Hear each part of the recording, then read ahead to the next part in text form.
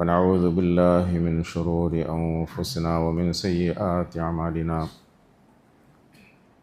من يهده الله فلا مضل له ومن يضلله فلا هادي له ونشهد أن لا إله إلا الله وحده لا شريك له ونشهد أن محمدا عبده ورسوله صلى الله على سيدنا محمد وعلى آله وأصحابه وبارك وسلم تسليما كثيرا كثيرا أما بعد فأعوذ بالله من الشيطان الرجيم بسم الله الرحمن الرحيم يا أيها الذين آمنوا اتقوا الله حق تقاته ولا تموتن إلا وأنتم مسلمون وقال تعالى يا أيها الناس اتقوا ربكم الذي خلقكم من نفس واحدة وخلق منها زوجها وبث منهما رجالا كثيرا ونساء واتقوا الله الذي تساءلون به والأرحام إن الله كان عليكم رقيبا وقال تعالى يا أيها الذين آمنوا اتقوا الله وقولوا قولا سديدا يصلح لكم أعمالكم ويغفر لكم ذنوبكم ومن يطع الله ورسوله فقد فاز فوزا عظيما അല്ലാഹു സുബ്ഹാനഹു വതആല ദീനിൻ്റെ പേരിലുള്ള നമ്മളുടെ ഈ ഒരുമിച്ച് കൂട്ടത്തെ പരിപൂർണമായി സ്വീകരിക്കുമാറാകട്ടെ.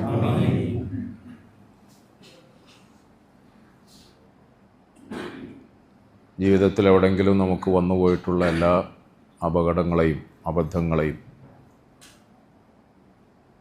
തെറ്റുകുറ്റങ്ങളെയും ഒക്കെ അല്ലാഹു സുബ്ഹാനഹു വതആല നമുക്ക് മാപ്പാക്കി തരുമാറാകട്ടെ. ഇനി ബാക്കിയുള്ള ജീവിതം അല്ലാഹുവിന് പൊരുത്തപ്പെട്ട നിലയിൽ നല്ല നിലയിൽ കഴിച്ചു കൂട്ടാനുള്ള സൗഭാഗ്യം അല്ലാഹു നമുക്കൊക്കെ നൽകി അനുഗ്രഹിക്കുമാറാകട്ടെ. പ്രിയമുള്ള മുഅ്മിനീങ്ങളെ, സഹോദരങ്ങളെ, റമദാനിൻ്റെ പേരിൽ നമുക്ക് ലഭിച്ചുകൊണ്ടിരിക്കുന്ന അനുഗ്രഹങ്ങൾ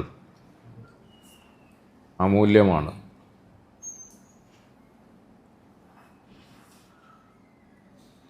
അത് എത്രത്തോളം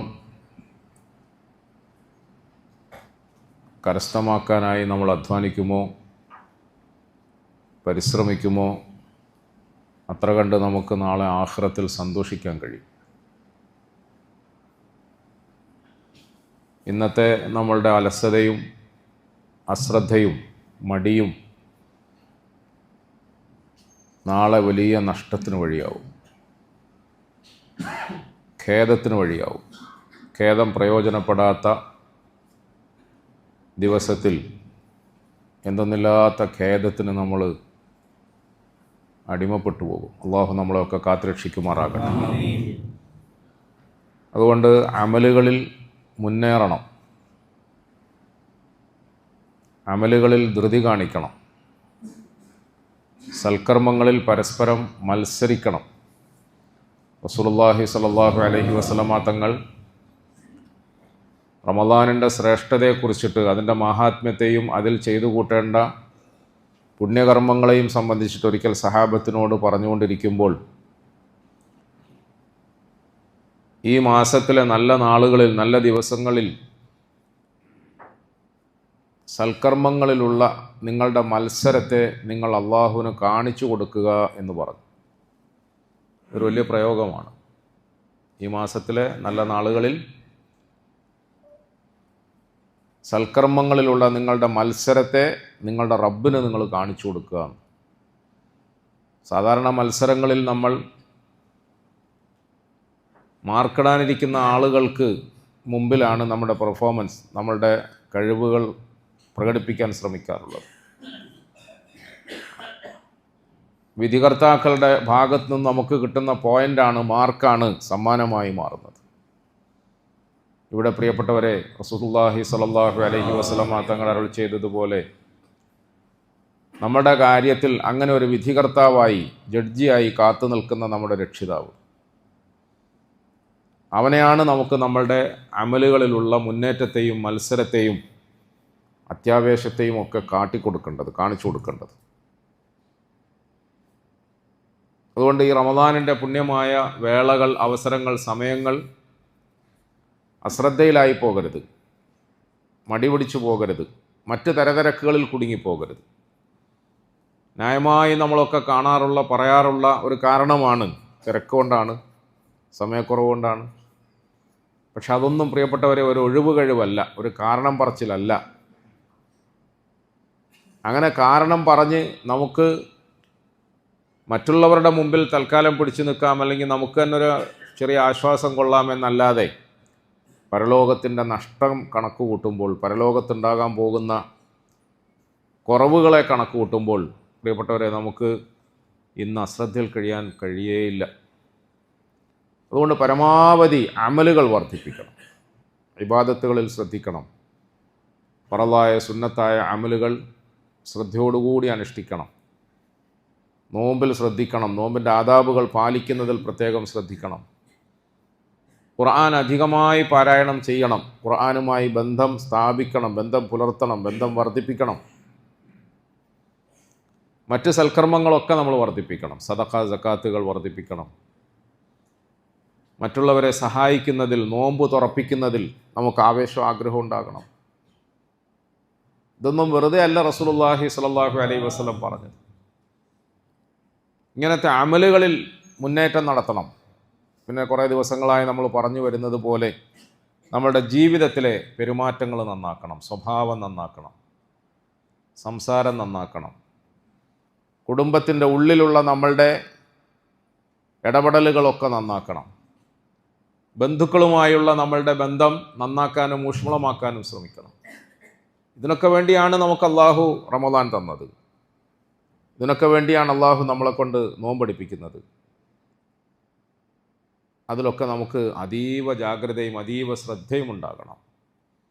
ഈ പറഞ്ഞ കാര്യങ്ങളെല്ലാം നമ്മൾ ചെയ്യുന്നതിനോടൊപ്പം നമ്മളുടെ കൂട്ടുകുടുംബാദികളെയും നമ്മളോടൊപ്പം ചേർക്കണം. അതൊരു പ്രധാനപ്പെട്ട സംഗതിയാണ്. ഞാൻ കുറേ ദിവസങ്ങളായി നമ്മളുടെ ഈ സദസ്സിനെ നന്നായി വീക്ഷിക്കും. ഞാൻ കയറിയിരിക്കുമ്പോൾ നിങ്ങൾ ശ്രദ്ധിക്കുന്നില്ല, ഇങ്ങനെ എല്ലാവരെയും മുഖവും നോക്കും. അതുകൊണ്ട് ആരെങ്കിലും ഒരാൾ വന്നില്ലെങ്കിൽ ആരാ വരാത്തതെന്ന് എനിക്ക് മനസ്സിലാവും. അതെന്തുകൊണ്ടാണ് വരാത്തതെന്നും മനസ്സിലാവും. എന്തുകൊണ്ടാണ് വരാത്തത് അത് മനസ്സിലാവും, അതും മനസ്സിലാവും. പ്രിയപ്പെട്ടവരെ, വളരെ വേദനയോടുകൂടി, വളരെ ദുഃഖത്തോടുകൂടി കുറേ ദിവസങ്ങളായി എപ്പോഴും ഞാൻ കയറി വരുമ്പോഴും സംസാരം നിർത്തി ഇറങ്ങിപ്പോകുമ്പോഴും മനസ്സിൻ്റെ ഒരു വല്ലാത്ത വ്യഥ എന്ന് പറയുന്നത്, പുതിയ തലമുറ ഈ ഭാഗത്തില്ല, ചെറുപ്പക്കാർ ഈ ഭാഗത്തില്ല. ആ പഴയ ഓർമ്മയും പഴയ പതിവും പഴയ ഒരു പാരമ്പര്യവും നിലനിർത്തുന്ന അല്പം പ്രായവും വയസ്സും ഒക്കെ ഉള്ള ആളുകളാണ് ഇന്ന് പള്ളിയുടെ ഉള്ളിൽ വന്ന് ഇങ്ങനെ റമദാൻ പ്രഭാഷണം ആഘോഷിക്കുന്നത്, ആസ്വദിക്കുന്നത്. അള്ളാഹു നമുക്ക് നല്ല തൗഫീഖ് തരുമാറാകട്ടെ. പക്ഷെ നമ്മൾ ചിന്തിക്കേണ്ടത് അടുത്ത തലമുറ എവിടെ പോയി? അടുത്ത തലമുറ എവിടെയാണ്? ആ തലമുറയെക്കുറിച്ച് നമ്മൾ ചിന്തിക്കണ്ടേ പ്രിയപ്പെട്ടവരെ? ചിന്തിക്കണ്ടേ?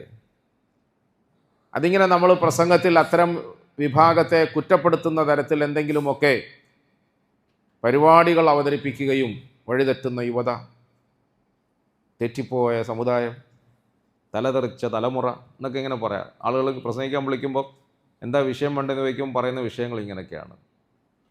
പക്ഷെ അവരുടെ തെറിച്ചുപോയ തല അങ്ങനെ വിടാൻ പറ്റുമോ നമുക്ക്? അത് നമ്മുടെ മക്കളല്ലേ. നാളെ ഈ പാരമ്പര്യം ഭൂമിയിൽ നിലനിർത്തേണ്ടത് അവരല്ലേ. അവർ ഈ വഴിയിലില്ലെങ്കിൽ പിന്നെ പോകുന്നത് നമ്മളുടെ ശത്രുക്കളുടെ വഴിയിലല്ലേ, അള്ളാഹുവിനും റസൂലിനും ഇഷ്ടപ്പെടാത്ത സല്ലല്ലാഹു അലൈഹി വസല്ലം മാർഗത്തിലല്ലേ. നമ്മളുടെ പുതിയ തലമുറ അള്ളാഹുവിൻ്റെയും അവൻ്റെ റസൂൽ സല്ലല്ലാഹു അലൈഹി വസല്ലമ തങ്ങളുടെയും ശത്രുക്കളുടെ നിരയിൽ ചെന്ന് നിന്നാൽ അതുകൊണ്ട് നമുക്കെത്ര തലവേദന ഉണ്ടാവും, ദുനിയാവിലും ഉണ്ടാവും അല്ലേ. അതുകൊണ്ട് നമ്മുടെ കുടുംബത്തിന് എത്ര വലിയ പേരുദോഷം ഉണ്ടാവും. നമ്മുടെ സമുദായത്തിന് എത്ര വലിയ പേരുദോഷം ഉണ്ടാവും. അതിൻ്റെയും അപ്പുറത്തേക്ക് നമ്മളുടെ പ്രിയപ്പെട്ട സന്തതികൾ അവരുടെ പ്രായക്കുറവിൻ്റെയും ചോരത്തിളപ്പിൻ്റെയും പേരിൽ ഇന്ന് പോയി നിൽക്കുന്ന മോശപ്പെട്ട മാഹോലിൻ്റെ പേരിൽ അവർക്കെത്ര വലിയ ദോഷം ഉണ്ടാവും അതവരറിയുന്നില്ലല്ലോ. അവർക്കെത്ര വലിയ ദോഷം ഉണ്ടാവും. അവരുടെ ജീവിതത്തിൽ അവർക്ക് സംഭവിക്കാൻ പോകുന്ന തകർച്ചയും ദീനിയായ നിലയിൽ മാത്രമല്ല ദുനിയവിയായ നിലയിലും നമ്മുടെ കുടുംബങ്ങളിൽ ഇന്ന് വളർന്നു വന്നുകൊണ്ടിരിക്കുന്ന മോശമായ മാനസികാവസ്ഥയെ പരിഗണിച്ചാൽ വരാൻ പോകുന്ന ഭാവി അപകടകരമാണ്. ദീനുമില്ല ദുനിയാവുമില്ലാത്ത ഒരു ദുരവസ്ഥയിലേക്ക് നമ്മുടെ പുതിയ തലമുറ വഴിമാറി സഞ്ചരിച്ചു കൊണ്ടിരിക്കുമ്പോൾ പ്രിയപ്പെട്ടവരെ, നമ്മൾ മാത്രം അങ്ങനെ പ്രഭാഷണത്തിൽ പങ്കെടുത്താൽ മതിയോ, ദുആയിൽ പങ്കെടുത്താൽ മതിയോ, നല്ല കാര്യങ്ങൾ ചെയ്താൽ മതിയോ? അതുകൊണ്ട് നമ്മുടെ ഉത്തരവാദിത്തം തീരുമോ? നമ്മുടെ ഉത്തരവാദിത്തം വളരെ വലുതാണ് പ്രിയപ്പെട്ടവരെ. ഒന്നാമതായി നമ്മൾ ഒന്നുകിൽ വാപ്പയാണ്, അല്ലെങ്കിൽ കാർണോറാണ്, മൂത്ത സഹോദരനാണ്, അല്ലെങ്കിൽ ഉസ്താദാണ്. ഉസ്താദ് എന്ന് പറഞ്ഞാൽ ഇങ്ങനെ പ്രസംഗിക്കാൻ വേണ്ടിയിട്ടിരിക്കുന്ന സമയത്ത് മൈക്കിലൂടെ പ്രസംഗിച്ച് തീർത്തിട്ട് അയാളുടെ ഉത്തരവാദിത്തം തീർന്നു എന്ന് വിചാരിക്കില്ല. ഇഖാമത്ത് കൊടുക്കുമ്പോൾ കയറി ഇമാമത്തായി നിന്നിട്ട് അസ്സലാമു അലൈക്കും വറഹ്മത്തുള്ളാഹി എന്ന് പറഞ്ഞാൽ എൻ്റെ ഉത്തരവാദിത്തം തീർന്നു എന്ന് ഞാൻ വിചാരിക്കലാണോ? ഇമാമ് എന്ന് പറഞ്ഞാൽ, ഉസ്താദ് എന്ന് പറഞ്ഞാൽ, പ്രഭാഷകൻ എന്നൊക്കെ പറഞ്ഞാൽ അയാൾക്കുമുണ്ട് ഉത്തരവാദിത്വം. ഇങ്ങനെ നമുക്ക് അള്ളാഹു തന്നിരിക്കുന്ന ചില പദവികളുണ്ടല്ലോ, ആ പദവികൾ ഉപയോഗപ്പെടുത്തി നമ്മുടെ ഉത്തരവാദിത്വത്തെ നമ്മൾ കൃത്യമായി നിർവഹിച്ചിട്ടില്ലെങ്കിൽ അതിൻ്റെ പേരിൽ അള്ളാഹു നമ്മളോട് ചോദ്യം ചെയ്യും. അതിൻ്റെ പേരിൽ വരാൻ പോകുന്ന സമുദായത്തിലെ വീഴ്ചകൾക്ക് നമ്മൾ കൃത്യമായി പടച്ചവൻ്റെ മുമ്പിൽ മറുപടി പറയേണ്ടി വരും. وقالوا ربنا إنا أطعنا سادتنا وكبراءنا فأضلونا السبيل ربنا آتهم ضعفين من العذاب والعنهم لعنا كبيرا إنا أطعنا سادتنا وكبراءنا فأضلونا السبيل ربنا آتهم ضعفين من العذاب والعنهم لعنا كبيرا. നാളെ ഖിയാമത്ത് നാളിൽ ഒരു പറ്റം ആളുകൾ നരകത്തിന് വിധേയരാക്കപ്പെടുമ്പോൾ അവരെ നരകത്തിലേക്ക് തെളിച്ചു കൊണ്ടുപോകപ്പെടുന്ന സമയത്ത് അവർ വിളിച്ചു പറയുന്ന ഒരു സ്റ്റേറ്റ്മെൻറ്റ് നമ്മൾ പറയുന്നത്, ഒരു സ്റ്റേറ്റ്മെൻറ്റ്. ജയിലിലേക്ക് പോകുന്ന ആളുകളോട് പത്രക്കാർ ഇങ്ങനെ മൈക്ക് നീട്ടിപ്പിടിച്ചിട്ട് എന്തെങ്കിലും പറയാനുണ്ടോ എന്ന് ചോദിക്കുമ്പോൾ അവർ പറയുന്ന ചില കാര്യങ്ങളില്ലേ. കൊലക്കയറിലേക്ക് പോകുന്ന ആളോട് എന്തെങ്കിലും നിങ്ങൾക്ക് പറയാനുണ്ടോ, ബോധിപ്പിക്കാനുണ്ടോ എന്ന് ചോദിക്കുമ്പോൾ അവർ പറയുന്ന ചില കാര്യങ്ങളുണ്ടല്ലോ. അങ്ങനത്തെ ഒരു സ്റ്റേറ്റ്മെൻ്റാണ് അല്ലാഹു തആല പറയുന്നത്. എന്താ അവർ പറയുന്നത്? റബ്ബന ഇന്ന അതഅന സാദത്ന വകുബറാഅന ഫഅദല്ലൂന സബീല. ഞങ്ങളുടെ കുടുംബത്തിൽ, ഞങ്ങളുടെ നാട്ടിൽ, ഞങ്ങളുടെ മഹല്ലിൽ, ഞങ്ങളുടെ സമുദായത്തിൽ ഞങ്ങൾക്ക് നേതൃത്വം നൽകിയിരുന്ന, മുമ്പിൽ നടന്നിരുന്ന കുറച്ച് ആളുകളുണ്ടായിരുന്നു. അവർ വരച്ച വരയിലൂടെ, അവർ തെളിച്ച വഴിയിലൂടെ, അവരുടെ പിന്നിൽ ഞങ്ങൾ അവരെ പിന്തുടർന്നങ്ങ് നടന്നതാ പടച്ചോനെ. അല്ലാതെ ഞങ്ങളായിട്ടല്ലല്ലോ ഇന്ന ക്യാമ്പസ് തിരഞ്ഞെടുത്തത്. അങ്ങനെ വേണേൽ അർത്ഥം വെക്കാം ഈ സ്റ്റേറ്റ്മെൻറ്റിന്. ഇന്ന സ്കൂളിൽ ഞങ്ങളെ ചേർത്തത് അവരല്ലേ, ഞങ്ങളല്ലല്ലോ. ഇന്ന ആളുകളോടൊപ്പം പാടില്ലാത്ത കൂട്ടുകെട്ടിന് പോയപ്പോൾ അതിൽ നിന്നും നിയന്ത്രിക്കാനോ നേർവഴിയിലേക്ക് തിരിച്ചുവിടാനോ അവരല്ലേ ശ്രദ്ധിക്കേണ്ടിയിരുന്നത്, ഞങ്ങളല്ലല്ലോ. അവരല്ലേ ശ്രദ്ധിക്കേണ്ടിയിരുന്നത്. കാര്യങ്ങളുടെ ഭാവിയെ സംബന്ധിച്ചിട്ട് കൃത്യമായി കണക്ക് കൂട്ടി നേർവഴിയിൽ നടക്കാൻ പക്വതയുള്ള പ്രായമെത്തുന്നതിന് മുമ്പ് ഞങ്ങളുടെ മനസ്സ് അങ്ങുമിങ്ങും അബദ്ധസഞ്ചാരം നടത്തിയപ്പോൾ ഈ പ്രായവും പക്വതയും ഒക്കെ ഉണ്ടെന്ന് വിചാരിച്ചിരുന്ന കുടുംബത്തിലെ നായകന്മാർ ഞങ്ങളെ നിയന്ത്രിക്കേണ്ടിയിരുന്നില്ലേ? ന്യായമല്ലേ? നിയന്ത്രിക്കാതിരുന്നില്ലേ? എന്തുകൊണ്ട് അവരങ്ങനെ നിയന്ത്രിച്ചില്ല? അതുകൊണ്ട് റബ്ബന ആതിഹിം ദഅഫൈനി മിനൽ അദാബി വൽഅൻഹും ലഅനൻ കബീറാ. റബ്ബന ആതിഹിം ദഅഫൈനി മിനൽ അദാബി വൽഅൻഹും ലഅനൻ കബീറാ. അതുകൊണ്ട് പടച്ചവനെ, നീ അവർക്ക് ഡബിൾ ശിക്ഷ കൊടുക്കണം, 2 ശിക്ഷ കൊടുക്കണം. അവർക്ക് ശക്തമായ ശിക്ഷ നീ കൊടുക്കണം. കാരണം ഞങ്ങൾ ഈ ഗതികേടിലായിപ്പോയതിൻ്റെ കാരണക്കാർ അവരാണ് എന്ന് പറയുന്ന ഒരു പശ്ചാത്തലത്തെ പടച്ചവൻ അവൻ്റെ പരിശുദ്ധ ഖുർആനിൽ നമുക്ക് ഓതിക്കേൾപ്പിച്ചു തരാണ് പ്രിയപ്പെട്ടവർ. ഇതിങ്ങനെ എല്ലാ വർഷവും മിക്കവാറും നമ്മൾ പ്രസംഗത്തിൽ പറയാറുണ്ട്. പക്ഷേ ഇതിൻ്റെ ഫലം എത്രത്തോളം നമ്മളുടെ വാക്കുകളിലും പെരുമാറ്റങ്ങളിലും പ്രവർത്തനങ്ങളിലും കുടുംബത്തിൽ തിളങ്ങിക്കാണുന്നുണ്ട് എന്നാണ് നമ്മൾ ആലോചിക്കേണ്ടത്. നമ്മൾ നമ്മളുടെ പ്രിയപ്പെട്ട പുതിയ തലമുറയോട് നല്ല സംസാരത്തിലൂടെ, നല്ല ഇടപഴകലിലൂടെ, നല്ല വർത്തമാനത്തിലൂടെ, നല്ല സമീപനങ്ങളിലൂടെ അവരെ അള്ളാഹുവിലേക്ക് ക്ഷണിക്കണം, ദീനിലേക്ക് ക്ഷണിക്കണം, ദീനിൻ്റെ മാഹാത്മ്യത്തെ അവർക്ക് ബോധ്യപ്പെടുത്തി കൊടുക്കണം. അതിന് ഏതെങ്കിലും നല്ലൊരു ഉസ്താദിനെ കൊണ്ടിരുത്തിയിട്ട് വഅദ് പറയിപ്പിക്കൽ മാത്രമല്ല. അങ്ങനെയാണ് നമ്മൾ തെറ്റിദ്ധരിച്ചിരിക്കുന്നത്. ഖുർആൻ ക്ലാസ് എടുപ്പിക്കലും ഖുർആൻ ക്ലാസ്സിൽ പങ്കെടുപ്പിക്കലും മാത്രമല്ല. പ്രിയപ്പെട്ടവരെ, ഒരു മാതാവിനെ കുറിച്ച് സംബന്ധിച്ചിടത്തോളം, ഒരു പിതാവിനെ സംബന്ധിച്ചിടത്തോളം, അല്ലെങ്കിൽ മൂത്ത സഹോദരങ്ങളെയോ കാരണവന്മാരെയോ ഒക്കെ സംബന്ധിച്ചിടത്തോളം അവർക്ക് അള്ളാഹു തആല കൊടുത്തിരിക്കുന്ന അധികാരം ഉപയോഗപ്പെടുത്തി ഈ മനസ്സുകളെയും ബുദ്ധിയെയും അള്ളാഹുവിലേക്ക് അടുപ്പിക്കാൻ വേണ്ടിയിട്ട് അവർ അഹോരാത്രം പണിയെടുക്കണം. അതിൻ്റെ അപ്പുറത്തേക്ക് മലയാള ഭാഷയിൽ എന്തെങ്കിലും പ്രയോഗം ഉണ്ടോ എന്ന് എനിക്ക് അറിയാത്തത് കൊണ്ടാണ് ഞാനത് പറയാം. അഹോരാത്രം പണിയെടുക്കണം. അതിൽ നമ്മൾ പുലർത്തേണ്ട ഒരു നയമെന്ന് പറയുന്നത് നമ്മുടെ ഹബീബായ മുത്തായ റസൂൽ സല്ലല്ലാഹു അലൈഹി വസല്ലമ തങ്ങളുടെ തിരുസുന്നത്താണ്. ഒരാളുടെ പടിവാതിലിൽ എത്ര പ്രാവശ്യം പോയി അള്ളാഹുവിൻ്റെ റസൂൽ സല്ലല്ലാഹു അലൈഹി വസല്ലം? ഒരു പ്രാവശ്യം, 2 പ്രാവശ്യം, 3 പ്രാവശ്യം, 10 പ്രാവശ്യമാണോ പ്രിയപ്പെട്ടവരെ? ചരിത്രം എഴുതിയിട്ടുണ്ട് 1500-ലധികം പ്രാവശ്യം. ഒരു പക്ഷേ ചരിത്രത്തിൻ്റെ പശ്ചാത്തലത്തിൽ ഒരിക്കലും നന്നാവൂല എന്ന് നമുക്കൊക്കെ വിധി പറയാൻ കഴിയുന്ന സാക്ഷാൽ അബൂജഹലിൻ്റെ പടിവാതിലിൽ അഷ്റഫുൽ ഖൽഖ് സല്ലല്ലാഹു അലൈഹി വസല്ലമ തങ്ങൾ പോയിട്ടുണ്ട്. അബൂജഹലിൻ്റെ പടിവാതിലില്ലേ? ഏതായാലും നമ്മുടെ മക്കൾ അബൂജഹലിൻ്റെ അത്രയും പടക്കൊന്നും ആയിട്ടില്ലല്ലോ ഇപ്പോൾ എന്ന് വിചാരിക്കുക. അള്ളാഹു അങ്ങനെയൊക്കെ ആക്കി തീർക്കുമാറാകും. എങ്ങനെ ആക്കി തീർക്കട്ടെ? അബൂജഹലിനെ പോലെ ആക്കാനല്ല, വടക്കാക്കാത്ത നിലയിൽ നമ്മുടെ മക്കളെ കാത്തു സംരക്ഷിക്കുമാറാകട്ടെ എന്നാണ് പറഞ്ഞു. നമ്മൾ നമ്മുടെ പ്രിയപ്പെട്ട മക്കളോട് ദീനിൻ്റെ വഴിയിലേക്ക് അവരെ ക്ഷണിക്കാൻ വേണ്ടി എന്താണ് ചെയ്തത് എന്നൊന്ന് ആലോചിച്ച് നോക്കുക. എന്താ ചെയ്തത്? ഹേയ്, സമയമായി, ഇതുവരെ എണീച്ചില്ല, പോത്തെ എണീക്കടാ. രാവിലെ നമ്മൾ ചെയ്യുന്ന ദീനീ പ്രബോധനമാണ്, ദീനീ പ്രവർത്തനം. അതാ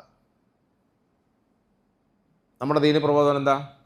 സുബഹി നിസ്കാരത്തിൻ്റെ സമയത്ത് പാവം പൂണിപ്പൊതച്ച് കടന്നുറങ്ങുന്ന സാധുവിൻ്റെ അടുക്ക പോയി പറ്റുമെങ്കിൽ കാലുകൊണ്ടൊരു തഴി. നമ്മൾ അങ്ങനെയാണല്ലോ പരിചയം. മൻ റഅ മിൻകും മുൻകറൻ ഫലിയുഗയ്യിറുഹു ബിയദിഹി. ഒരു തെറ്റ് കണ്ടാൽ അള്ളാഹു റസൂൽ പറഞ്ഞ് നമ്മൾ കൈകൊണ്ട് തടുക്കണമെന്നാണ്. നമ്മളങ്ങ് അമൽ ചെയ്യുക. എല്ലാ വാപ്പന്മാരും കാരണവന്മാരും ഇക്കാക്കന്മാരും അമൽ ചെയ്യുക. ആദ്യം കൈകൊണ്ടാണ് തടുക്കുന്നത്. കൈകൊണ്ട് തടുക്കുമ്പം പാവം കൊള്ളുന്ന ഓൻ്റെ ശബ്ദം കൊണ്ട് മാത്രം അടി കൊണ്ടു നമുക്ക് തിരിയാം. പിന്നെ രണ്ടാമത്തെ എന്താണ്? ഫൈല മെസ്തി ഫബി ലിസാനിഹി. അതിന് പറ്റുന്നില്ലെങ്കിൽ പിന്നെ നാവ് കൊണ്ട് നമ്മൾ ഈ പറഞ്ഞു പോത്തെ, മറ്റേ മോനെ, മറിച്ചേ മോനെ.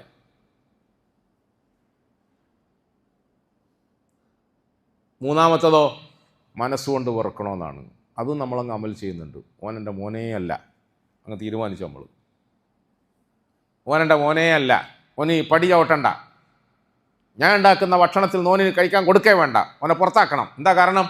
അള്ളാഹുവിൻ്റെ റസൂൽ പറഞ്ഞല്ലേ മനസ്സുകൊണ്ട് വെറുക്കണമെന്ന് സല്ലല്ലാഹു അലൈഹി വസല്ലം.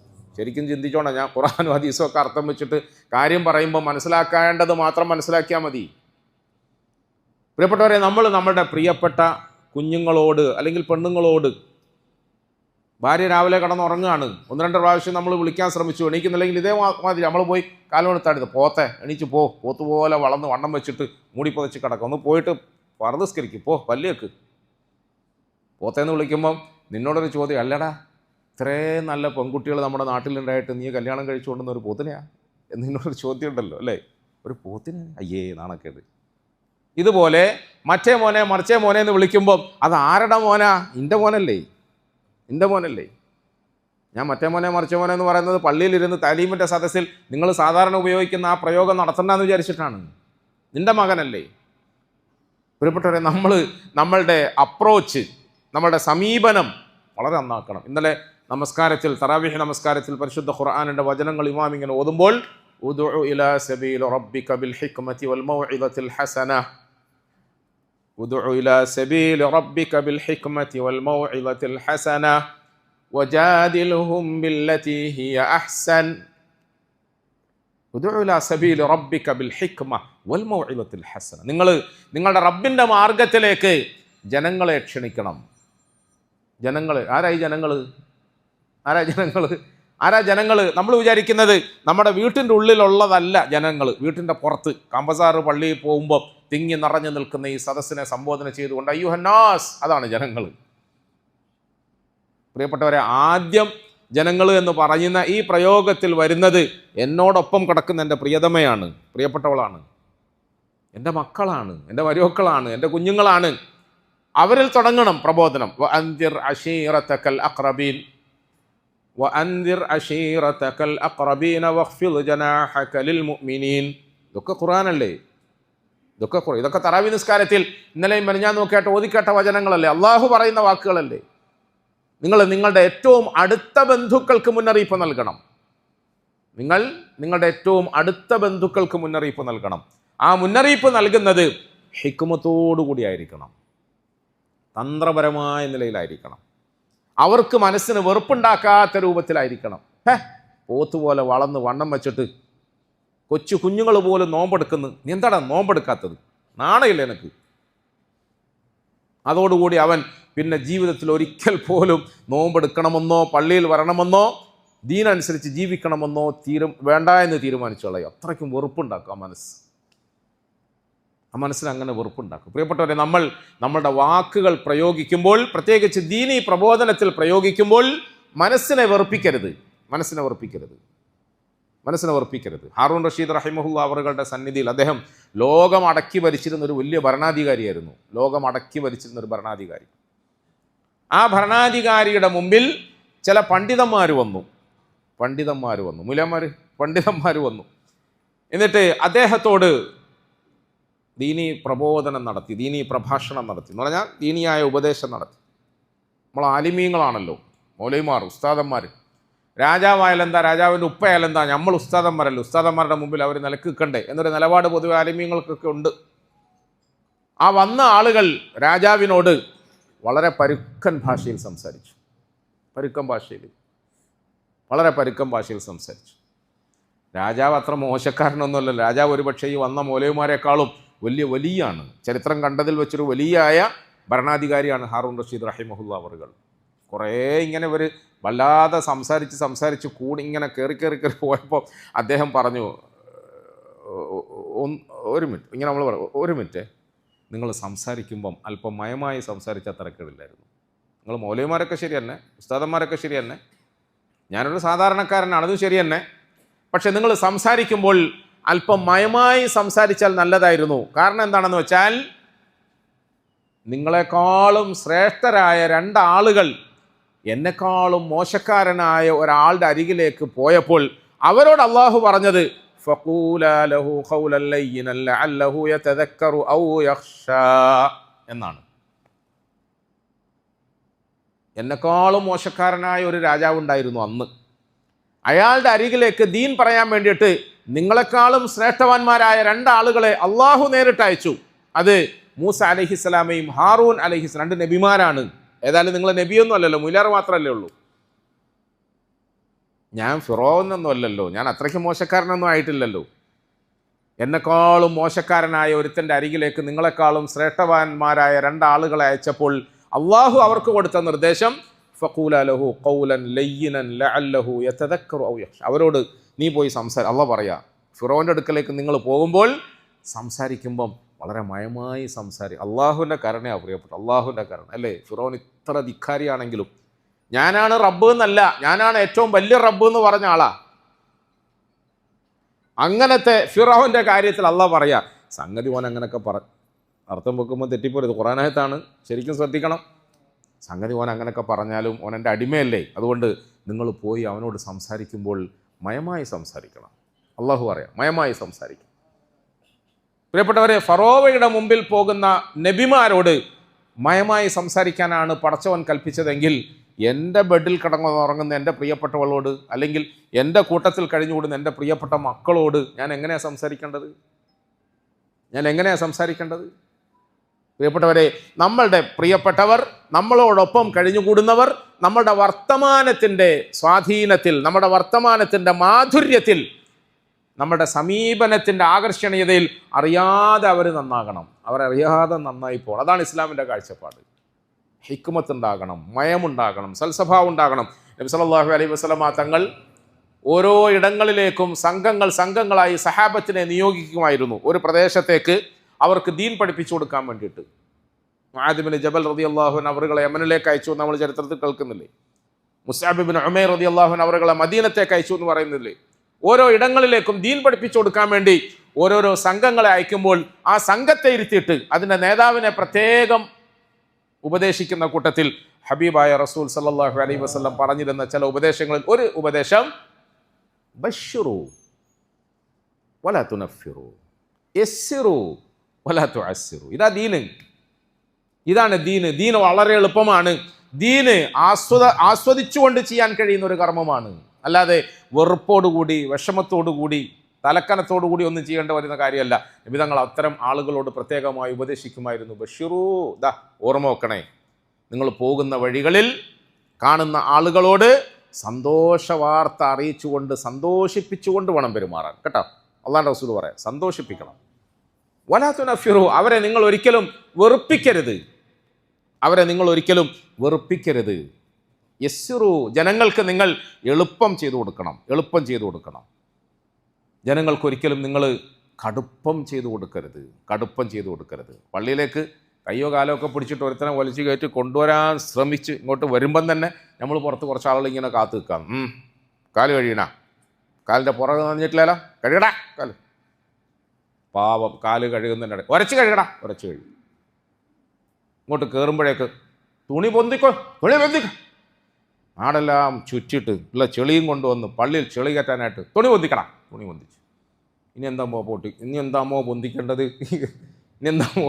പാവം കാല് കഴുകി തുണി പൊന്തിച്ച് അതിനുശേഷം ഉള്ള മുടിയല്ല, ഇങ്ങനെ എണ്ണയില്ല വെള്ളമില്ല, നെറ്റ് നെറ്റ് ഇങ്ങനെ സുജൂദ് ചെയ്യും. എടാ സുജൂദ്, എൻ്റെ സുജൂദ് എടാവൻ, എൻ്റെ സുജൂദ് പോ.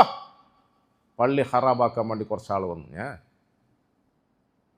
മിക്കവാറും അവൻ്റെ കാലുകളിലും തുണി പൊന്തിക്കലും മുടി പൊന്തിക്കലും ഒക്കെ ആക്കുമ്പോൾ അവൻ മനസ്സുകൊണ്ടൊരു നീയത്ത്, അള്ളാഹുവിൻ്റെ തൗഫീഖോടുകൂടി മരിക്കുന്നത് വരെ ഇനി പരിസരത്തേക്ക് വരികയേ ചെയ്തതെന്നാണ്. മരിക്കുന്നവരെ ഇനി പരിസരത്തേക്ക് വരും. അപ്പോൾ ഞാൻ വെറുതെ തമാശയായിട്ട് പറയുന്നൊന്നുമല്ല പ്രിയപ്പെട്ടവരെ, ഞാൻ എൻ്റെ വ്യക്തമായ സ്വന്തമായ അനുഭവങ്ങളെ മുൻനിർത്തി പറയുകയാണ്, അനുഭവങ്ങളെ മുൻനിർത്തി പറയുക. ഞാൻ ഇമാമത്ത് ചെയ്തു കുറേ, എൻ്റെ ആദ്യത്തെ ഇമാമത്ത് അത് ഞാൻ ഒരു ചലഞ്ചായി ഏറ്റെടുത്താണ്. അള്ളാഹുവിൻ്റെ തൗഫീഖാണ്. എനിക്ക് അങ്ങനെ ഒരു ചിന്ത ഉണ്ടായിരുന്നു. ഇങ്ങനെ കുറേ ആൾ കൂടുന്ന കാമ്പസാർ പള്ളിയിൽ വന്നിരുന്ന് പ്രഭാഷിക്കുന്നതിന് പകരം ആരോരുമില്ലാത്ത ഉൾപ്രദേശങ്ങളിൽ പോയി ഒറ്റയ്ക്ക് കടന്ന് പണിയെടുത്ത ആളുകൾക്ക് സേവിക്കണമെന്നുള്ള നിയത്തോടുകൂടിയാണ് ഞാൻ പഠിച്ചു കഴിഞ്ഞത്. അതിനുശേഷം ഞാൻ പ്രവർത്തിച്ചത്. പിന്നെ പടച്ചവൻ്റെ തീരുമാനവും നിങ്ങളുടെ നിർബന്ധവും കാരണം ഇങ്ങനെയൊക്കെ വന്നിരുന്നു പോയെന്നേ ഉള്ളൂ.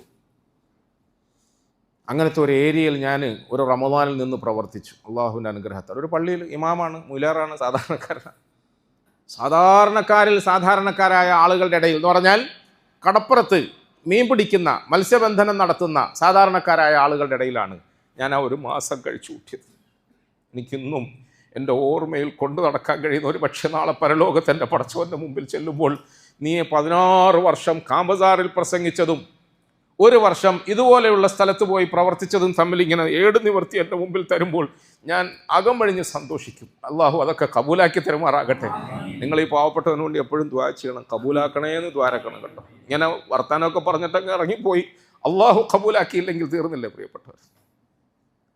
ആ സാധുക്കളുടെ ഇടയിൽ നമ്മൾ പരിശ്രമിക്കുമ്പോൾ പ്രവർത്തിക്കുമ്പോൾ, ഇമാമാണ് സംഗതി ശരിയാ, പക്ഷേ ഇമാമ ആരാന്നറിയാത്തതിൻ്റെ പേരിൽ അവർ ഇമാമിനെ ബഹുമാനിക്കാനൊന്നുമില്ല, അവർ ഇമാമിന് സേവിക്കാനൊന്നുമില്ല. ഞാൻ അന്ന് എൻ്റെ മനസ്സിൽ ഓർമ്മയിലുള്ള ഒരു ചെറിയ ഒരു വാക്ക് അവർക്ക് വേണ്ടിയിട്ട് കുറേ കക്കൂസുകളൊക്കെ ഉണ്ടായി. ഈ കടപ്പുറത്ത് അന്ന് ഇപ്പോഴല്ല, 40 കൊല്ലം മുമ്പാണ് അത് ഞാൻ പറയുന്നത്. ഇപ്പോഴാണല്ലോ നമ്മുടെ പള്ളിയിലും മദ്രസയിലും ഒക്കെ കക്കൂസും കുളിമുറിയും അത്യാവശ്യ സൗകര്യങ്ങളും ഒക്കെ വന്നത്. 40 കൊല്ലം മുമ്പുള്ള കേരളത്തിൻ്റെ കടലോര പ്രദേശത്തിൻ്റെ അവസ്ഥ ഒന്ന് പരിശോധിച്ച് നോക്കിയാൽ അവർക്ക് വേണ്ടി നമ്മൾ ആദ്യം ചെയ്തത് കുറച്ച് കക്കൂസ് ഉണ്ടാക്കി. ഞാൻ പറയുന്നത് ശരിക്കും എനിക്ക് തോന്നുന്നു ഇത് കാമ്പസാർ പോലുള്ള പൊതുസദസ്സിൽ റെക്കോർഡ് ചെയ്യുന്ന പ്രസംഗമായിട്ട് പ്രസംഗിക്കാൻ പറ്റുന്ന സംഗതിയല്ല. പക്ഷെ ഞാൻ അറിയാതെ പറഞ്ഞു പോയപ്പോൾ അങ്ങ് പറഞ്ഞു പോയതാണ്. അവർക്ക് വേണ്ടി നമ്മൾ കക്കൂസ് തരപ്പെടുത്തി. എന്നിട്ട് ഈ കടപ്പവാസികളായ സാധുക്കളോട് നമ്മൾ എന്താ പറഞ്ഞു, പള്ളി വാ, സുബഹിസ്കരിക്ക്, റമദാനല്ലേ, തറാവീസ്കരിക്ക്, 23 നിസ്കരിക്ക് എന്നൊന്നും പറയാനല്ല. ഞാൻ അവരോട് എൻ്റെ അന്നത്തെ ചെറിയ ബുദ്ധി അവരോട് പറഞ്ഞത്, നിങ്ങൾ ഈ വിഷമിക്കും നോമ്പും ഇതൊക്കെ ആയിട്ട് കടപ്പുറത്തൊക്കെ പോയി കക്കൂസി പോകാനും പിടിക്കാനൊക്കെ എന്തിനാ ബുദ്ധിമുട്ടുന്നു, ഇവിടെ നല്ല സൗകര്യം, ബാ കക്കൂസി പോവാ. മനസ്സിലാവുന്നുണ്ടോ? ബാ നല്ല കക്കൂസ്, അത്യാവശ്യം നിങ്ങളുടെ കാര്യങ്ങൾക്ക് വേണ്ടി നല്ല വെള്ളമുണ്ട്, അന്ന് പൈപ്പും വെള്ളം എന്നൊക്കെ പറഞ്ഞാൽ ഭയങ്കര അത്ഭുതമല്ലേ. നമ്മൾ കയറിയിരുന്ന് മനസന്തോഷത്തോടു കൂടി 2ാം നമ്പർ പൂർത്തിയാക്കിയിട്ട് ഒരു പൈപ്പ് തിരിച്ചാൽ ഇങ്ങനെ വെള്ളം വരും, വെള്ളം വരും, അത്ര സന്തോഷം. നമ്മൾ അവരെ കടപ്പുറത്ത് പോയി കാണുമ്പോൾ ഒരു പക്ഷേ പ്രിയപ്പെട്ടവരെ അവർ കള്ളിനും കഞ്ചാവിനും വൃത്തികേടുകൾക്കും വിവരക്കേടുകൾക്കും ഒക്കെ അടിമപ്പെട്ടവരായിരുന്നു. അവരോട് നമ്മൾ പറഞ്ഞ് രാവിലെ എഴുന്നേറ്റ് വെറുതെ അങ്ങ് പോയി ഇങ്ങ് പോയി ബുദ്ധിമുട്ടൊന്നും വേണ്ട, അവിടെ വന്നാൽ അവിടെ നല്ല സൗകര്യമുണ്ട്, പല്ല് വെക്കുക, കക്കൂസിപ്പ. ഞാൻ പറയുന്നത് എൻ്റെ ഹബീബായ മുത്ത് റസൂൽ സല്ലല്ലാഹു അലൈഹി വസല്ലം അങ്ങനത്തെ പ്രദേശങ്ങളിലേക്ക് സഹാബത്തിനെ അയക്കുമ്പോൾ അവരോട് പറഞ്ഞ വാക്കിൻ്റെ അർത്ഥം മനസ്സിലാക്കാൻ വേണ്ടി ഞാൻ പറഞ്ഞത്. ബഷീറു ആദ്യമായി കാണുന്ന ഈ പാവപ്പെട്ടവനോട് റമദാനാണ് 23 റക്അത്ത് നിസ്കരിക്കണം ബാടാ എന്നൊന്നും പോയി പറഞ്ഞാൽ അവൻ്റെ ഹയാത്തിൽ ഒരിക്കലും പള്ളിയിലേക്ക് വരില്ല. നേരെ മറിച്ച് അള്ളാഹുവിൻ്റെ റസൂൽ സല്ലല്ലാഹു അലൈഹി വസല്ലം പറഞ്ഞു, യസ്റു, നിങ്ങൾ അവർക്ക് എളുപ്പമുള്ളത്. അന്ന് ഞാൻ പറയാൻ പോയ അനുഭവം, അന്ന് വൈകുന്നേരമായപ്പോൾ കമ്മിറ്റിക്കാരുണ്ടല്ലോ നമ്മുടെ പള്ളീൻ്റെ, അവരൊരു അടിയന്തര മീറ്റിംഗ് വിളിച്ചിട്ട് എനിക്കെതിരെ ഒരു കുറ്റാരോപണം നടത്തി. എന്താ കുറ്റാരോപണം? അത് ഞാൻ പറഞ്ഞു ഇതിൽ പറയാൻ പറ്റും. നാട്ടുകാരെ എല്ലാം വിളിച്ചിട്ട് പള്ളിൻ്റെ ഉള്ളിൽ തൂറി ഹലാക്കാക്കിക്കുന്നു എന്നാണ് ഇമാമിനെ കുറിച്ചിട്ടുള്ള ഏറ്റവും വലിയ തൂറി ഹലാക്കാക്കി. അപ്പോൾ ഒരു ഒരു ദേഷ്യത്തോടുകൂടി എല്ലാ കമ്മിറ്റിയിലും അങ്ങനത്തെ എല്ലാ വിഭാഗക്കാരും ഉണ്ടല്ലോ. അയാൾ എഴുന്നേറ്റെന്ന് പറഞ്ഞത് പള്ളി അതിനുള്ളതാണോ? ഞാൻ ഈ പറഞ്ഞ വാക്ക് വീണ്ടും പറയാൻ നാണക്കേടായതുകൊണ്ടാണ്. അതിനുള്ളതാണോ പള്ളി? നോക്ക്, നിങ്ങൾ പോയിട്ട് ബാത്റൂം അവിടെ എല്ലാം ഫുൾ തൂർത്തോട്ട് വെച്ചിരിക്കുന്നു. ഞാൻ എഴുന്നേറ്റ് പറഞ്ഞു, കക്കൂസ് എന്തിനുള്ളതാണ്? നിസ്കരിക്കാനുള്ളതാ? എന്തിനുള്ളതാ കക്കൂസ്? എടോ, പള്ളിയിൽ കയറി ഒരാൾ ഈ പറഞ്ഞ പണി ചെയ്തു എന്ന് പറഞ്ഞാൽ നിങ്ങൾ പറയുന്നത് ശരിയാണ്. ഒരാൾ പള്ളിയിൽ കയറിയിട്ട് മറ്റേത്, ഇനി അഥവാ പള്ളിയിൽ കയറിയിട്ട് മറ്റേത് സാധിച്ചു പോയാലും ഞങ്ങളുടെ ഹബീബായ റസൂൽ സല്ലല്ലാഹു അലൈഹി വസല്ലം അത് കഴുകി വൃത്തിയാക്കിയിട്ട് ഓനെ സ്നേഹിക്കാനാണ് ഞങ്ങളെ പഠിപ്പിച്ചത്. അല്ലാതെ നിങ്ങൾ കക്കൂസെല്ലാം അങ്ങനെ തൂറി ഹലാക്കാക്കി എന്ന് പറഞ്ഞാൽ അത് അതിനു വേണ്ടി ഉണ്ടാക്കിയതല്ലേ? ഉണ്ടാക്കിയതാ. ആ പാവങ്ങൾ ആദ്യമായി ജീവിതത്തിൽ കക്കൂസ് കാണുകയും ഉപയോഗിക്കുകയും ചെയ്യുന്നവരായതുകൊണ്ട് ചിലപ്പോൾ അങ്ങോട്ടും ഇങ്ങോട്ടൊക്കെ ആയിപ്പോയെങ്കിൽ എനിക്ക് ഇമാമത്തിൻ്റെ കുപ്പായം മാത്രമല്ല അന്നും ഇന്നും വേണമെങ്കിൽ ക്ലോസറ്റ് വൃത്തിയാക്കാനും സെപ്റ്റിക് ടാങ്ക് വൃത്തിയാക്കാനും നല്ലോണം അറിയാം. ഞാൻ വൃത്തിയാക്കിക്കോളാം. എൻ്റെ ഹബീബായ റസൂൽ സല്ലല്ലാഹു അലൈഹി വസല്ലം എന്നോട് ഖുർആൻ പഠിക്കാൻ പറഞ്ഞത് ഇതിനു വേണ്ടിയിട്ടാണ്. എന്നോട് ഹദീസ് പഠിക്കാൻ പറഞ്ഞത് ഇതിനു വേണ്ടിയിട്ടാണ്. അഷ്റഫുൽ ഖൽഖായ താഹ റസൂൽ സല്ലല്ലാഹു അലൈഹി വസല്ലം തങ്ങളുടെ സഹാബത്തിനെ പോറ്റി വളർത്തിയത് ആ കോലത്തിലാണ്. അതുകൊണ്ട് പ്രിയപ്പെട്ടവരെ, നമ്മൾ നമ്മളുടെ കുഞ്ഞുങ്ങളോട്, കുടുംബത്തോട്, നാട്ടുകാരോട്, പരിസരത്തുള്ള സഹോദരങ്ങളോട് നല്ല പെരുമാറ്റത്തിലൂടെയും നല്ല സമീപനത്തിലൂടെയും മെല്ലെ അവരെ അടുപ്പിക്കണം, അരികിലേക്ക് കൊണ്ടുവരണം.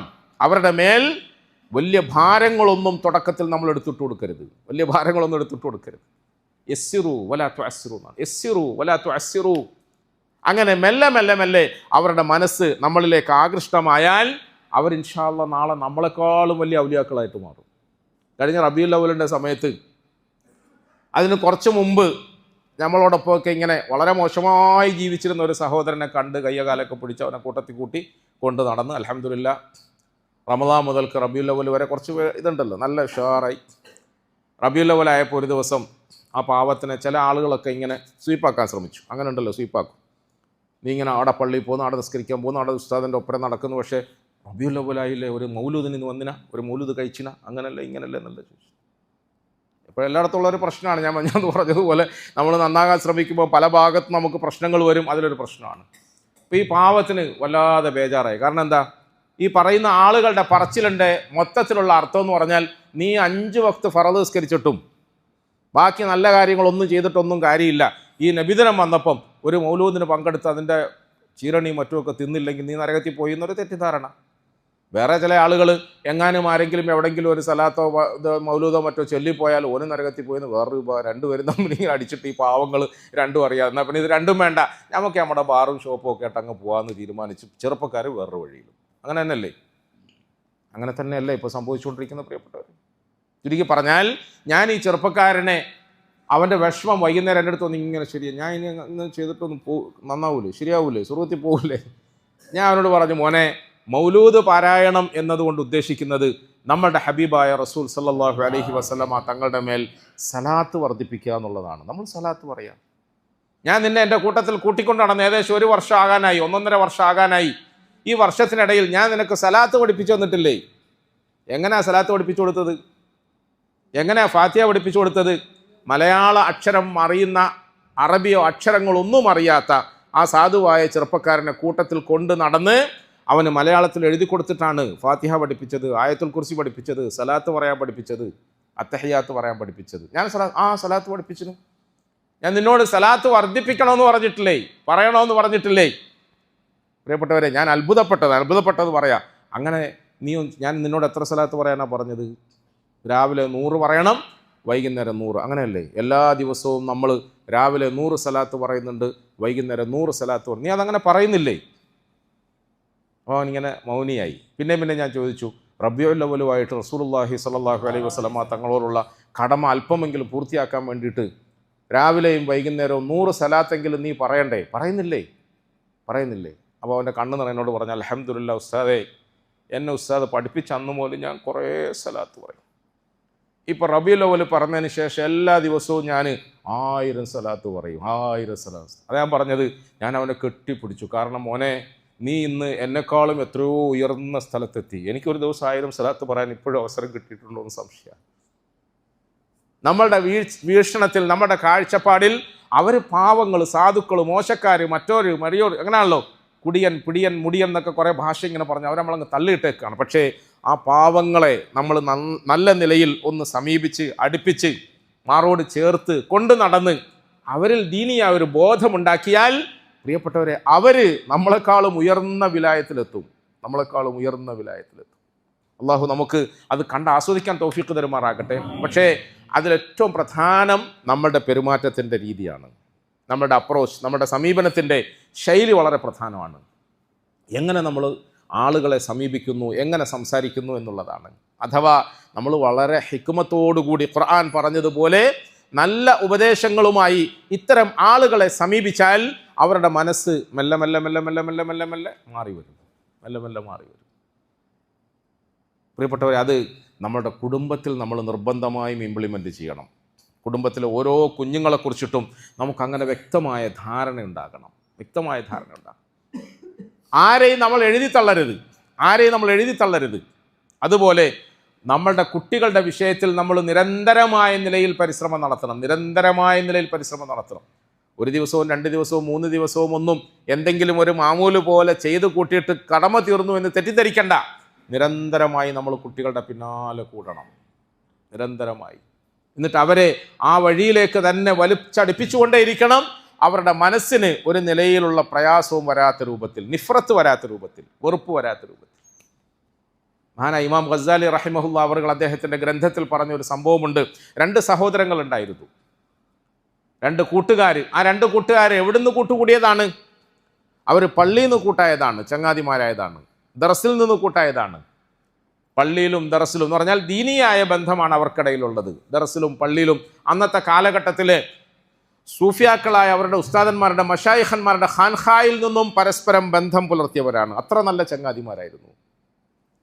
പക്ഷേ ആ നല്ല സൗഹൃദത്തോടുകൂടി, ചങ്ങാത്തത്തോടുകൂടി ജീവിച്ചിരുന്ന 2 ആളുകളുടെ ജീവിതത്തിൽ ഒരാൾ ഒരു രാത്രിയിൽ ഒരു അബദ്ധത്തിൽ പെട്ടുപോയി, ഒരു തെറ്റിൽ കുടുങ്ങിപ്പോയി. സാധാരണഗതിയിൽ പകലൊക്കെ സുന്നത്ത് നോമ്പെടുക്കുകയും രാത്രിയൊക്കെ നിന്ന് നിസ്കരിക്കുകയും കൂടുതൽ ഇബാദത്തെടുക്കുകയും ചെയ്ത അന്നത്തെ സൂഫിയാക്കളെ പോലത്തെ 2 ചങ്ങാതിമാരിൽ ഒരാൾ ഒരു അബദ്ധത്തിൽ കൂടി. എങ്ങനെ അബദ്ധത്തിൽ കുടുങ്ങിയത്? 2 പേരും നോമ്പാണ്.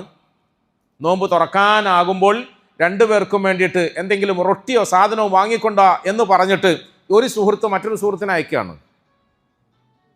ഈ സുഹൃത്ത് അത് റൊട്ടി വാങ്ങാൻ വേണ്ടിയിട്ട് അവിടെ പോയപ്പോൾ പീടികയിൽ റൊട്ടി ഉണ്ടാക്കിക്കൊണ്ടിരിക്കുന്നത് സൗന്ദര്യവതിയായ ഒരു പെണ്ണായിരുന്നു, ഒരു സ്ത്രീയായിരുന്നു. മനുഷ്യനാണല്ലോ, സ്വാഭാവികമാണല്ലോ. സൂഫിയാന്ന് വിചാരിച്ച്, മഹാനാന്ന് വിചാരിച്ചിട്ട് വികാരങ്ങളൊന്നും ഇല്ലെന്ന് ആരും തെറ്റിദ്ധരിക്കണ്ടല്ലോ. സന്ധ്യാസമയത്ത് ആരുമില്ലാത്ത നേരത്ത് പീടികയിൽ പോയപ്പോൾ റൊട്ടി ഉണ്ടാക്കിക്കൊണ്ടിരിക്കുന്ന സൗന്ദര്യവതിയായ ഒരു പെൺകുട്ടിയുടെ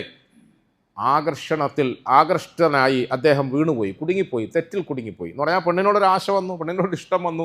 പെണ്ണിനോടൊരു ഇഷ്ടം വന്നു കഴിഞ്ഞാൽ പിന്നെ ഫുസ്ലിയാരും സംഘങ്ങളും ഉസ്താദും ഒന്നും ഉണ്ടാവില്ല. അള്ളാഹു നമ്മളെയൊക്കെ കാത്തുരക്ഷിക്കുമാറാകട്ടെ.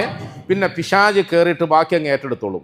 സംഗതി ആദ്യം നമ്മളൊരു ചെറിയ ഒരു അഡ്വാൻസ് കൊടുത്ത് ബുക്ക് ചെയ്താൽ മതി, ബാക്കി കാര്യങ്ങൾ മൂപ്പിച്ച് കണക്കാക്കി തരുന്ന കാര്യം അവൻ ഏറ്റെടുത്തോളും.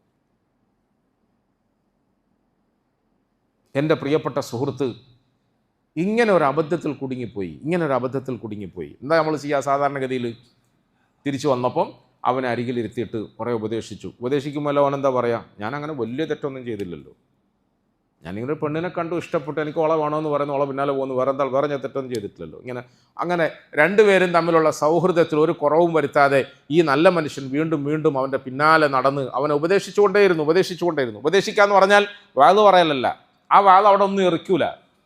കാരണം അവൻ്റെ ഉള്ളിൽ മുഴുവനും മറ്റേത് കിടക്കുമ്പോൾ പിന്നെ ഇതിൻ്റെ പേത്ത് നിങ്ങളിനി എന്ത് ഉപദേശം കൊടുത്താലും അത് കടക്കൂല. പ്രിയപ്പെട്ടവർ, ഇമാം ഗസാലി റഹിമഹുല്ലാഹ് അവർ പറഞ്ഞ് നമുക്ക് ബോധ്യപ്പെടുത്തി തരാൻ ഉദ്ദേശിക്കുന്നത്, ഒരു ദിവസം, 2 ദിവസം, ഒരാഴ്ച, 2 ആഴ്ച, 1 മാസം, 2 മാസം എൻ്റെ പ്രിയപ്പെട്ട സുഹൃത്ത് അതേ തെറ്റായ വഴിയിൽ തന്നെയാണ്. എന്നാൽ പിന്നെ ഞാനെന്താ തീരുമാനിക്കേണ്ടത്?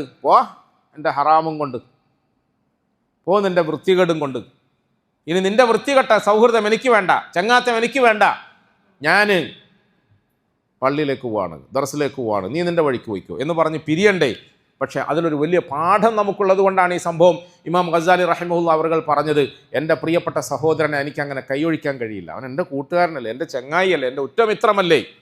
1 മാസം, 2 മാസം, 3 മാസം, 4 മാസം, 7 മാസക്കാലം അവൻ്റെ ചങ്ങാത്തം വിട്ടുകളയാതെ അവനോടൊപ്പം നടന്നിട്ട് അവനെ തിരുത്താൻ ശ്രമിച്ചു. 7 മാസത്തിൻ്റെ ഇടയിൽ ഇദ്ദേഹം തൻ്റെ പ്രിയപ്പെട്ട സുഹൃത്തിനെ നേരെയാക്കാൻ വേണ്ടിയിട്ട് സദഖ ചെയ്തു, ദുആ ചെയ്തു, സുന്നത്ത് നോമ്പ് വെച്ച് ദുആ ചെയ്തു. ഒരു സുഹൃത്തിനു വേണ്ടി നമ്മൾ ചെയ്യേണ്ട സംഗതി. അപ്പം എൻ്റെ മോനും മോക്കും വേണ്ടി ഞാൻ എന്തെല്ലാം ചെയ്യണം പ്രിയപ്പെട്ടവരെ?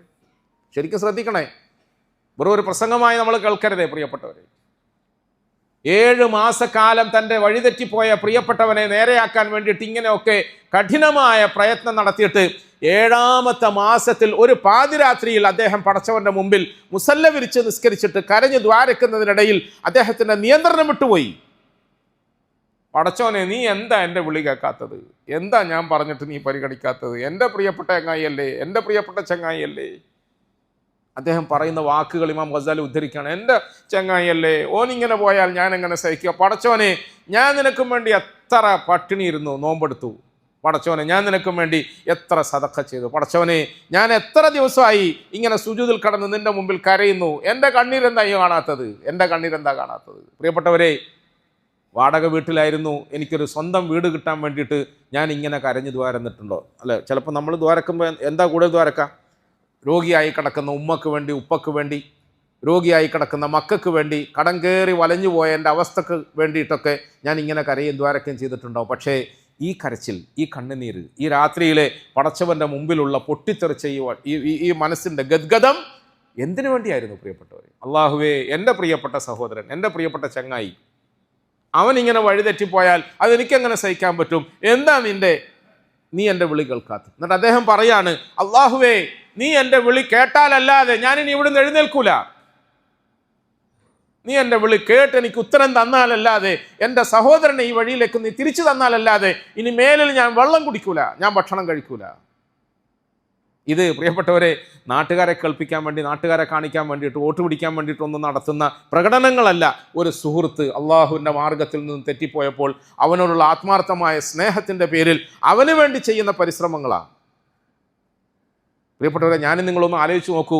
എൻ്റെ മോനെ നന്നാക്കാൻ വേണ്ടി, എൻ്റെ മകളെ നന്നാക്കാൻ വേണ്ടി, എൻ്റെ അനുജന്മാരെ, മരുമക്കളെ നന്നാക്കാൻ വേണ്ടി ഞാൻ ഇതിൻ്റെ ഏതെങ്കിലും ഒരു അംശം ഇന്ന് വരെ പരിശ്രമിച്ചിട്ടുണ്ടോ? അധ്വാനിച്ചിട്ടുണ്ടോ? അങ്ങനെ ചെയ്യണ്ടേ? നമുക്കതിൻ്റെ ഒരു ഉത്തരവാദിത്വം ഇല്ലേ?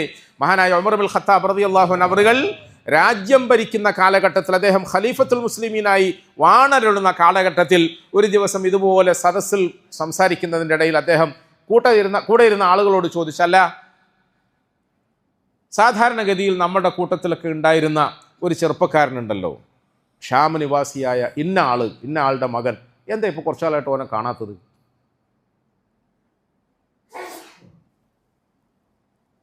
കുറേ നാളായല്ലോ ഞാനിങ്ങനെ നോക്കുന്നു, ഓനെ കാണുന്നില്ല, ഇപ്പോൾ കുറച്ച് നാളായിട്ട് ഓനെ കാണുന്നില്ല, എവിടെ പോയി, എന്തായി?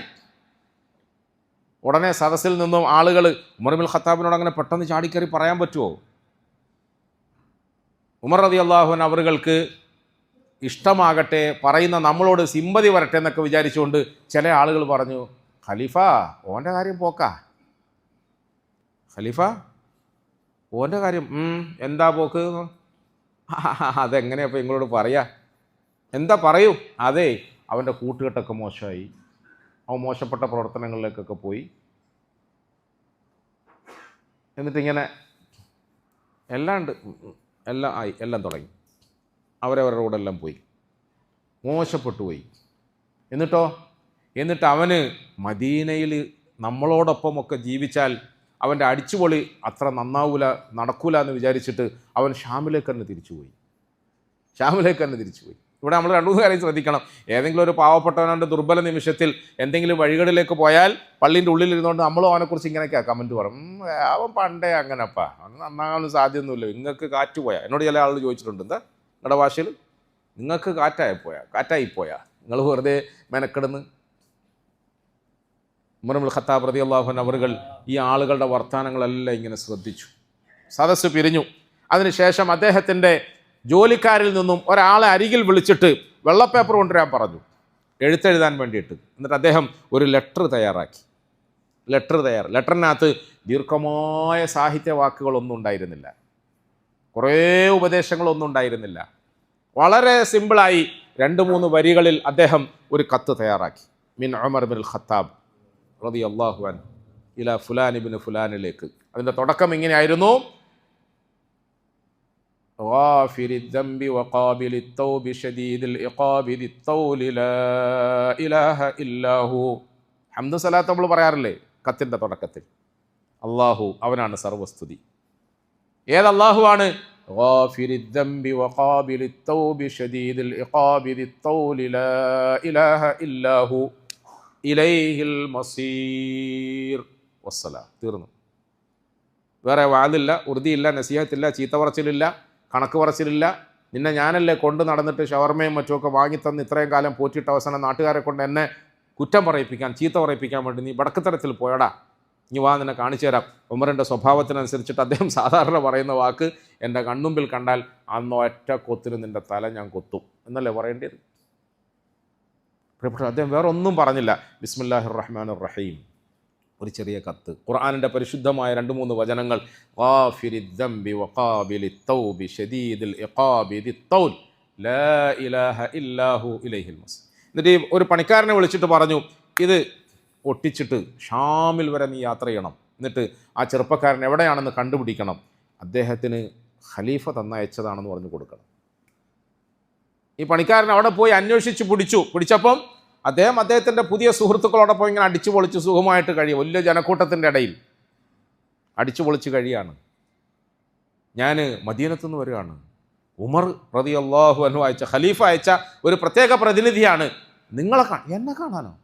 നിങ്ങളെ കാണാൻ വേണ്ടിയിട്ട്. എന്താ കാര്യം? നിങ്ങൾക്കൊരു പ്രത്യേക കത്ത്. എനിക്ക് കത്ത് തരിക. എന്നെപ്പോലത്തെ വൃത്തികെട്ടവന്, കുടിയന്, പിടിയന്, മുടിയന്, ആ വൃത്തികേടുകളും കൊണ്ട് മദീനത്ത് നിൽക്കാൻ പറ്റാത്തതിൻ്റെ പേരിൽ നാട് വിട്ട് വന്ന എനിക്ക് ഉമർ കത്തയക്കുകയോ? എന്താമോ? അപ്പോൾ സ്വാഭാവികമായിട്ട് എന്താ വിചാരിക്കുക? കണ്ടുപിടിച്ച് കൈ കിട്ടിയ ഉടനെ അവൻ്റെ കഴുത്ത് കൊത്തണമെന്നായിരിക്കും അതിനകത്ത് ഉണ്ടാവുക. അദ്ദേഹം മെല്ലെ ആ കത്തിങ്ങനെ പൊട്ടിച്ചു വായിച്ചു. ആകെ 2-3 വരിയേ ഉള്ളെങ്കിലും വായിച്ചിട്ടും തീരുന്നില്ല. അദ്ദേഹം വാ വിട്ട് പൊട്ടിക്കരഞ്ഞു. ചങ്ങാതിമാരെല്ലാം ഇങ്ങനെ നോക്കിക്കുക, വാ വിട്ട് പൊട്ടിക്കരഞ്ഞു. എന്തുകൊണ്ടാണ് പൊട്ടിക്കരയുന്നത്? അദ്ദേഹം പറഞ്ഞു, ഒന്നാമത്തത്, എൻ്റെ റബ്ബിനെ കുറിച്ചിട്ട് ഉമർ എന്നെ ഓർമ്മപ്പെടുത്തി. എൻ്റെ റബ്ബ് എത്ര കാരുണ്യവാനാണ്. എൻ്റെ റബ്ബ് ഗാഫിരി ദംബ്, എല്ലാ പാവങ്ങളും പൊറുക്കുന്നവനാണ്. വഖാബിലി തൗബ്, തൗബ സ്വീകരിക്കുന്നവനാണ്. തൗബ സ്വീകരിക്കാനും പാപം പൊറുക്കാനും തയ്യാറായി കാത്തു നിൽക്കുന്ന ഒരു റബ്ബുണ്ടെന്ന് എൻ്റെ ഉമർ എന്നെ ഓർമ്മപ്പെടുത്തി. ഉമർ എന്നെ കൊല്ലാൻ വിധിച്ചില്ല, എന്നെ തല്ലാൻ വിധിച്ചില്ല, എന്നെ തള്ളിക്കളയാൻ വിധിച്ചില്ല, എന്നെ മോശക്കാരനായി പ്രഖ്യാപിച്ചില്ല, എന്നെ നിന്ദ്യനാക്കിയില്ല. എൻ്റെ റബ്ബിൻ്റെ കാരുണ്യത്തെക്കുറിച്ചിട്ട് എനിക്ക് വിവരം തന്നു. എന്നാൽ പിന്നുള്ള വാക്കുകളിൽ ശദീദുൽ ഇഖാബി ദിത്തൗൽ, ഒരു പക്ഷേ നേരെ ചൊവ്വേ പടച്ചവൻ പറഞ്ഞതുപോലെ കേട്ട് പശ്ചാത്തപിച്ച് അവനിലേക്ക് മടങ്ങുന്നില്ലെങ്കിൽ അള്ളാഹു പ്രതികാരം ചെയ്യാൻ തീരുമാനിച്ചാൽ അത് ഭയങ്കര പ്രതികാരമായിരിക്കും എന്നെ ഭയപ്പെടുത്തി. ലാ ഇലാഹ ഇല്ലാഹു ഇലൈഹിൽ മസീർ, അവനല്ലാതെ വേറെ ഒരു ഇലാഹ് നമുക്കില്ല. ചങ്ങാതിമാരൊക്കെ കുറച്ച് കാലത്തേക്കേ ഉണ്ടാവൂ. നമ്മളുടെ കീശ കുറച്ച് കാലിയായാൽ, നമ്മളുടെ ശക്തി കുറച്ച് ക്ഷയിച്ചാൽ ഈ ചങ്ങാതിമാർ ഓരോരുത്തരായി നമ്മളെ ഇളക്കിയിട്ട് പോവും. നമ്മളെ താലോലിക്കാനും നമുക്ക് ആശ്വാസം പകരാനും സമാധാനം പകരാനും ചിലപ്പം ഉമ്മയും ഉപ്പയും ഉണ്ടാവും. മോൻ എത്ര മുടിയനും കുടിയനും ആണെങ്കിലും ഉപ്പാക്കും ഉമ്മാക്കും മോനെ അങ്ങനെ കൈയൊഴിയാൻ കഴിയില്ല.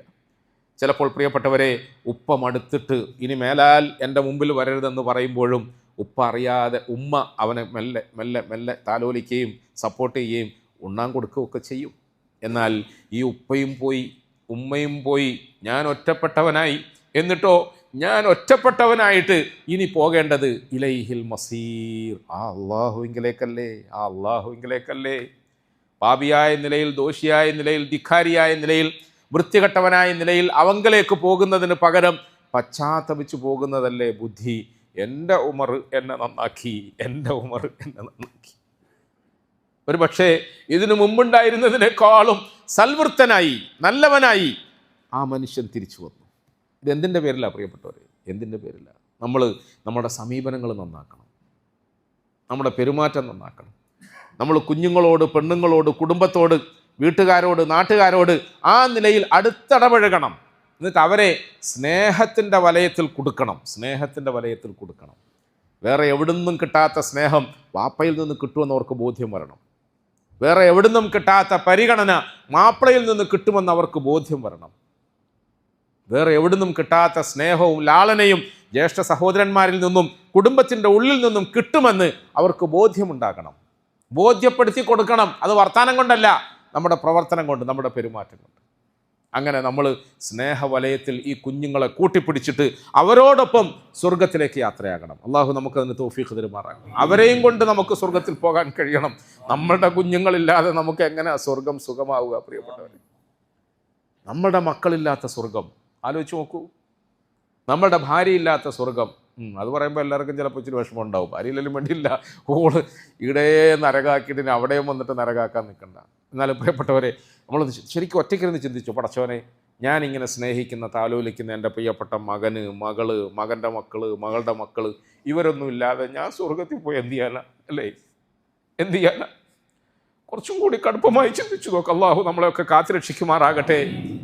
ഞാൻ സ്വർഗത്തിലും എൻ്റെ ഈ പ്രിയപ്പെട്ടവർ അപ്പുറം നരകത്തിലുമായി പോയാൽ ഞാൻ എന്ത് ചെയ്യും? എങ്ങനെ സഹിക്കും? അതുകൊണ്ട് എനിക്കെൻ്റെ പ്രിയപ്പെട്ടവർ എന്നോടൊപ്പം ഉണ്ടാകണം. അതിന് ഞാൻ അവരിൽ പരിശ്രമിക്കണം, ഞാൻ അവരിൽ അധ്വാനിക്കണം, അവരെ അള്ളാഹുവിലേക്ക് അടുപ്പിക്കാൻ ശ്രമിക്കണം. അതിന് എൻ്റെ പ്രവർത്തനം, പെരുമാറ്റം കാരണമാകണം. എൻ്റെ പ്രസംഗം കാരണമാകണമെന്നല്ല, എൻ്റെ പെരുമാറ്റം കാരണമാകണം.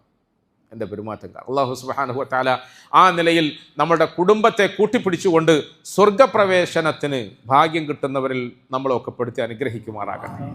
വആഖിറു ദഅവാന